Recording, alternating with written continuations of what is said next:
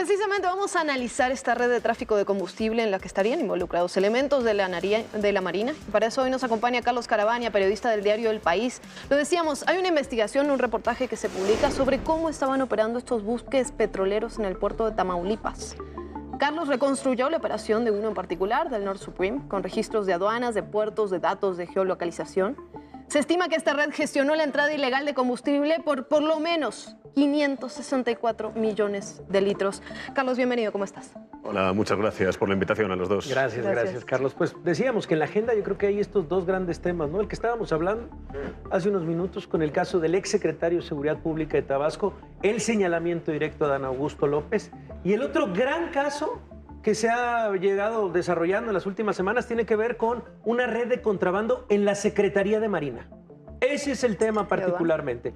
Marinos detenidos y señalados desde la Fiscalía General de la República, desde la Secretaría de Seguridad Ciudadana, diciendo son los que de alguna manera han llevado esta red de huachicol fiscal a la operación. Y la verdad, Luciano, nos lo veníamos preguntando, bueno, pero se dice mucho de cómo es que llegan los buques. Hay un buque ya que aparece de 10 millones de litros. Y dices, no aparecen.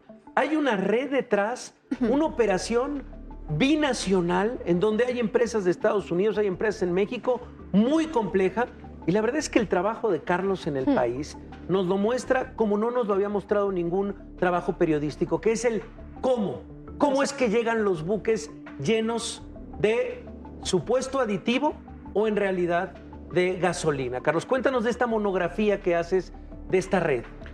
Bueno, los barcos primero cargan en Estados Unidos. Ok.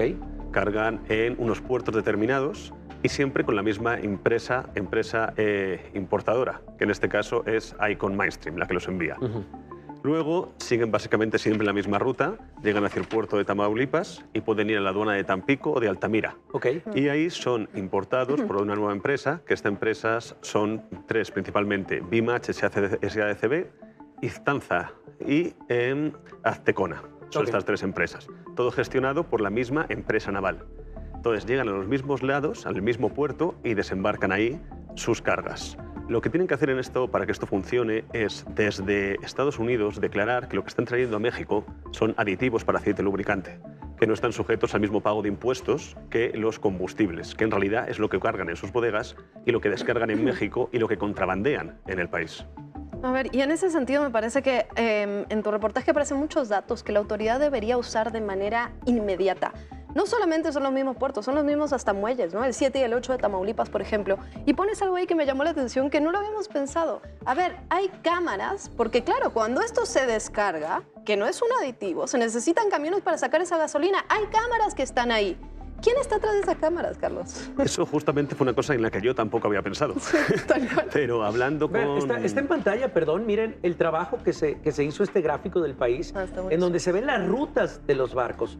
Cómo es que llegan, descargan, regresan, vuelven a descargar, para que usted haga clic en este gran trabajo periodístico. Pero bueno, era para dar contexto de lo que estábamos viendo en este momento en pantalla.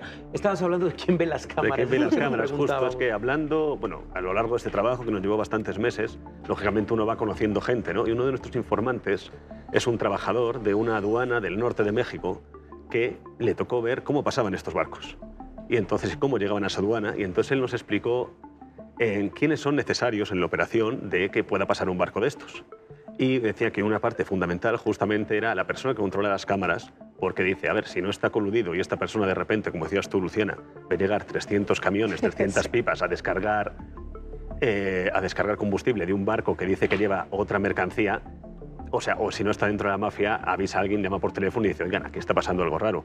Luego también nos contaba que hacía falta, desde luego, las personas que trabajan en lo que llaman operación aduanera, que son los que se encargan de dar paso al buque o no. E incluso en las aduanas pasa como con los aeropuertos, cuando tú llegas y tocas un botón y puedes salirte verde o rojo, pasa lo mismo para barcos. Y entonces, si te sale rojo, se supone que sube una persona y va a ver tus bodegas.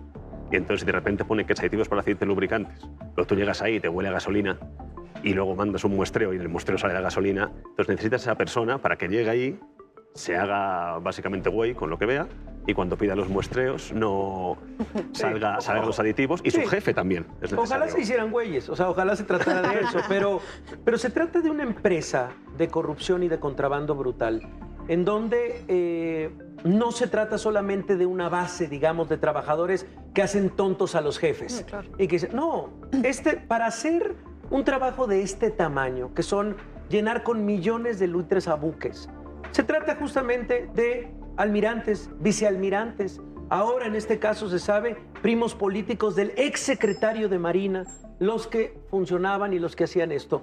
Este solo es una parte, digamos, la manera en la que tú nos lo narras es una parte de los muchos buques que llegan a distintos también muelles, ¿sabes? O sea, tal vez esta es una de las principales, pero el negocio, de acuerdo a varias consultoras, es de un daño al erario de 177 mil millones de pesos al año, Carlos.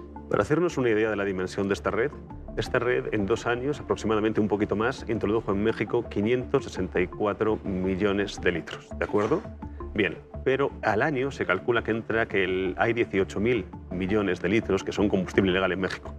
O sea, es una parte muy pequeña lo que estamos viendo, en realidad. Y lo que vemos es que hay grandes cantidades que no estamos viendo qué pasa. Por ejemplo, o sea, si tú me haces la resta, dices tú, bueno, aquí faltan un montón de litros por pasar. Y otra cosa que nosotros encontramos es que analizamos las importaciones de México de aditivos para aceite lubricante, justamente, de este disfraz para el combustible.